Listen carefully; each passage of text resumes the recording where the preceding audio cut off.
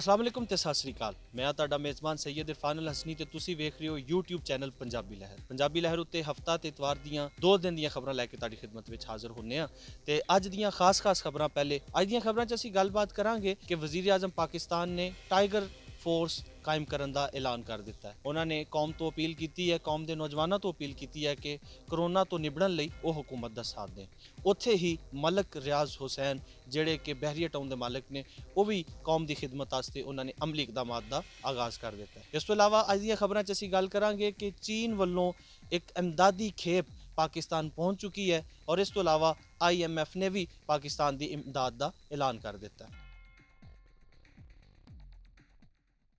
हुण तुहाडी खिदमत विच खबरां तफसील दे सजनों ते मित्रों, वज़ीर आज़म पाकिस्तान जनाब इमरान खान नियाजी हुरा ने कौम के जवानों नूं एक गुजारिश की है कि कौम के जवान कौम के जवान कौम की खिदमत वास्ते और करोना तो निबड़न लई पाकिस्तान की हुकूमत का साथ देण।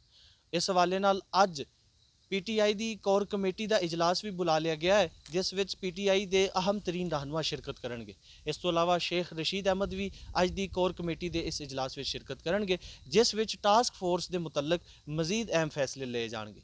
टास्क फोर्स और टाइगर फोर्स जी बनाई जा रही है, उसका मकसद ये है कि कौम रजाकराना तौर पर कौम के जवान अपने आप को पेश करन और इस रजाकराना तौर पर पेश करन तो बाद असी मुतहद हो के एक कौम की सूरत करोना के खिलाफ जंग कर सकी और करोना तो नबुर्द अजमा हो सकी। अगर गल करिए पाकिस्तानी कौम की, तो हर मौके महल ते हर मुनासबत नाल पाकिस्तानी कौम सानू हमेशा सफ़े अव्वल ते पाकिस्तानी नौजवान पाकिस्तान के मुखैर हजरात सानू सफ़े अव्वल ते नज़र आते हैं।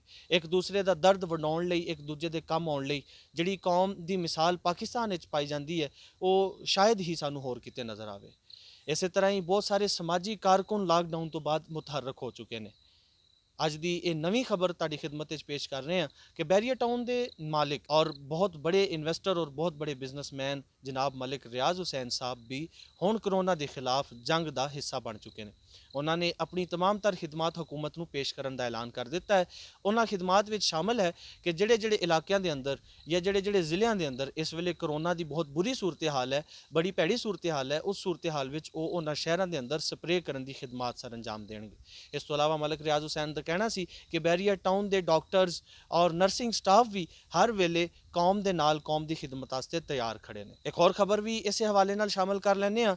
हुकूमत ने ते जुडिशरी ने अदलियां वालों यह फैसला किया गया सी कि मामूली नोयत के जोड़े लोग जेलों के अंदर डके हुए हैं उन्होंने जमानतों उत्ते रिहा कर दिता जाए।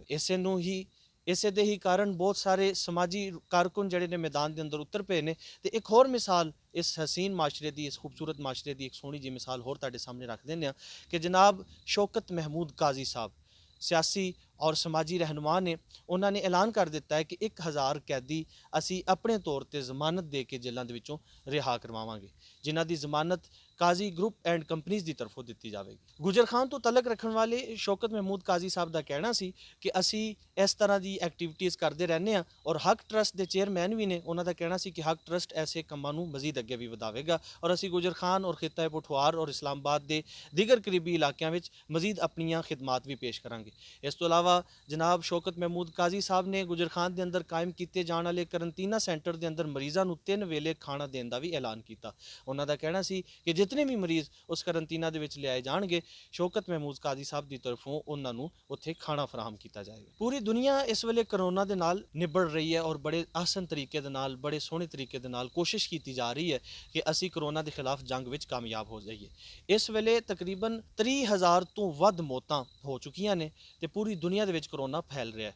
200 तो ज़्यादा मुमालिक इस वेले करोना का शिकार हो चुके हैं तो तकरीबन 1.5 लाख के नज़दीक लोग करोना की बीमारी तो सेहतयाब भी हो चुके हैं।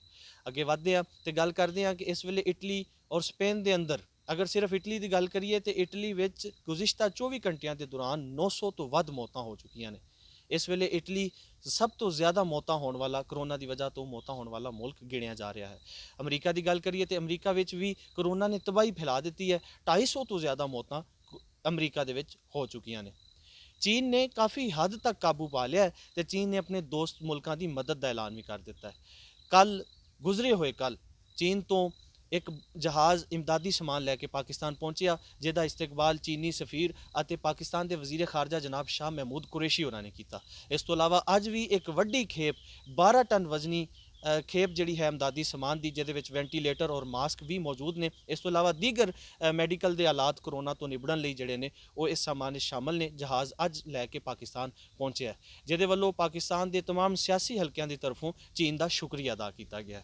ਇਸ ਤੋਂ ਇਲਾਵਾ IMF ਨੇ ਵੀ ਐਲਾਨ ਕਰ ਦਿੱਤਾ ਹੈ ਕਿ ਉਹ ਪਾਕਿਸਤਾਨ ਦੀ ਮਦਦ ਕਰੇਗਾ ਔਰ ਹਰ ਹਵਾਲੇ ਨਾਲ ਜਿਹੜੀ ਪਾਲਿਸੀ ਮੇਕਿੰਗ ਹੈ, ਪਾਲਿਸੀ ਦੇ ਡਿਜ਼ਾਈਨ ਵਿੱਚ ਪਾਕਿਸਤਾਨ ਦਾ ਮਦਦਗਾਰ ਸਾਬਤ ਹੋਵੇ। ਪੰਜਾਬ ਤੋਂ ਖਬਰ ਸ਼ਾਮਲ ਕਰ ਲੈਂਦੇ ਹਾਂ। ਵਜ਼ੀਰ ਆਲਾ ਪੰਜਾਬ ਜਨਾਬ ਉਸਮਾਨ ਬੁਜ਼ਦਾਰ ਹੋਰਾਂ ਦਾ ਕਹਿਣਾ ਹੈ ਕਿ ਅਸੀਂ ਆਪਣਾ ਪੇਟ ਕੱਟ ਕੇ ਇਮਦਾਦੀ ਪੈਕੇਜ ਦਾ ਐਲਾਨ ਕਰ ਰਹੇ ਹਾਂ। ਹਰ ਹਾਲ ਵਿੱਚ ਲਾਕਡਾਊਨ ਦੇ ਨਾਲ ਮੁਤਾਸਰ ਹੋਣ ਵਾਲੇ ਜਿਹੜਾ ਗਰੀਬ ਤਬਕਾ ਹੈ ਉਹਨਾਂ ਦੀ ਪੂਰੀ ਮਦਦ ਕਰਨ ਦੀ ਕੋਸ਼ਿਸ਼ ਕੀਤੀ ਜਾਏਗੀ। ਵਜ਼ੀਰ ਆਲਾ ਪੰਜਾਬ ਜਨਾਬ ਉਸਮਾਨ ਬੁਜ਼ਦਾਰ ਹੋਰਾਂ ਦਾ ਕਹਿਣਾ ਸੀ ਕਿ ਜਿਹੜੇ ਇਮਦਾਦੀ ਪੈਕੇਜ ਦਾ ਐਲਾਨ ਕੀਤਾ ਗਿਆ ਹੈ, ਸਾਡੀ ਕੋਸ਼ਿਸ਼ ਹੈ ਕਿ ਉਹ ਮੁਸਤਹਿਕ ਲੋਕਾਂ ਤੱਕ, ਜਿਹੜੇ ਕਿ ਡਿਜ਼ਰਵ ਕਰਦੇ ਨੇ, ਉਹਨਾਂ ਤੱਕ ਅਸੀਂ ਇਹ ਇਮਦਾਦੀ ਪੈਕੇਜ ਔਰ ਇਮਦਾਦੀ ਸਮਾਨ ਪਹੁੰਚਾ ਸਕੀਏ। ਪੰਜਾਬ ਦੀ ਗੱਲ ਕਰੀਏ ਤੇ ਮੁਲਕ ਭਰ ਵਿੱਚ ਇਸ ਵੇਲੇ ਸਭ ਤੋਂ ਖਤਰਨਾਕ ਪੋਜੀਸ਼ਨ ਕਰੋਨਾ ਦੀ ਪੰਜਾਬ ਵਿੱਚ ਵੇਖਣ ਨੂੰ ਮਿਲ ਰਹੀ ਹੈ। 550 ਦੇ ਕਰੀਬ ਮਰੀਜ਼ ਪੰਜਾਬ ਵਿੱਚ ਰਜਿਸਟਰਡ ਹੋ ਚੁੱਕੇ ਨੇ, ਜਿਨ੍ਹਾਂ ਵਿੱਚੋਂ ਸਿਰਫ 50 ਮਰੀਜ਼ਾਂ ਦੀ ਤਾਦਾਦ ਪੰਜਾਬ ਦੇ ਸੂਬੇ ਗੁਜਰਾਤ ਤੋਂ ਹੈ। ਇਸ ਤੋਂ ਇਲਾਵਾ ਪੰਜਾਬ ਦੇ ਅੰਦਰ ਜਿਹੜੀ ਕਰੋਨਾ ਦੀ ਸੂਰਤ ਹਾਲ ਹੈ ਕਾਫੀ ਖਤਰਨਾਕ ਹੁੰਦੀ ਜਾ ਰਹੀ ਹੈ।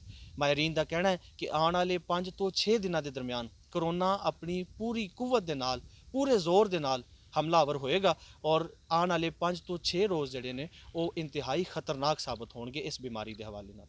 ਅਗਰ ਆਜ਼ਾਦ ਕਸ਼ਮੀਰ ਤੋਂ ਖਬਰਾਂ ਸ਼ਾਮਲ ਕਰੀਏ ਤੇ ਆਜ਼ਾਦ ਕਸ਼ਮੀਰ ਵਿੱਚ ਇਸ ਵੇਲੇ ਤੱਕ ਸਿਰਫ 2 ਮਰੀਜ਼ ਰਜਿਸਟਰਡ ਹੋਏ ਨੇ। ਆਜ਼ਾਦ ਕਸ਼ਮੀਰ ਦੀ ਹਕੂਮਤ ਨੇ ਪੂਰੇ ਆਜ਼ਾਦ ਕਸ਼ਮੀਰ ਵਿੱਚ ਲਾਕਡਾਊਨ ਕੀਤਾ ਹੋਇਆ ਹੈ। ਗਿਲਗਿਤ ਬਲਤਿਸਤਾਨ ਤੋਂ ਵੀ ਖਬਰ ਸ਼ਾਮਲ ਕਰ ਲੈਂਦੇ ਹਾਂ। ਗਿਲਗਿਤ ਬਲਤਿਸਤਾਨ ਵਿੱਚ ਕਾਫੀ ਜ਼ਿਆਦਾ ਮਰੀਜ਼ ਰਜਿਸਟਰਡ ਹੋ ਚੁੱਕੇ ਨੇ ਔਰ ਇਸ ਤੋਂ ਇਲਾਵਾ ਤਕਰੀਬਨ 90 ਦੀ ਤਾਦਾਦ ਤੋਂ ਵੱਧ ਜਿਹੜੇ ਕਰੋਨਾ ਦੇ ਮਰੀਜ਼ ਗਿਲਗਿਤ ਬਲਤਿਸਤਾਨ ਵਿੱਚ ਰਜਿਸਟਰਡ ਹੋਏ ਨੇ।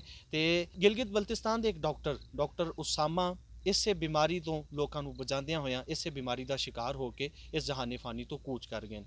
ਪੰਜਾਬੀ ਲਹਿਰ ਦਾ ਉਸ ਸ਼ਹੀਦ ਡਾਕਟਰ ਨੂੰ ਅਤੇ ਉਸ ਸਮੇਤ तमाम ਜਿਹੜੇ ਲੋਕ ਸਫੇ ਅਵਲ ਵਿੱਚ ਖੜੇ ਹੋ ਕੇ ਕਰੋਨਾ ਦੇ ਖਿਲਾਫ ਲੜ ਰਹੇ ਨੇ, ਉਹਨਾਂ ਨੂੰ ਪੰਜਾਬੀ ਲਹਿਰ ਵੱਲੋਂ ਸਲਾਮ ਪੇਸ਼ ਕੀਤਾ ਜਾਂਦਾ ਹੈ।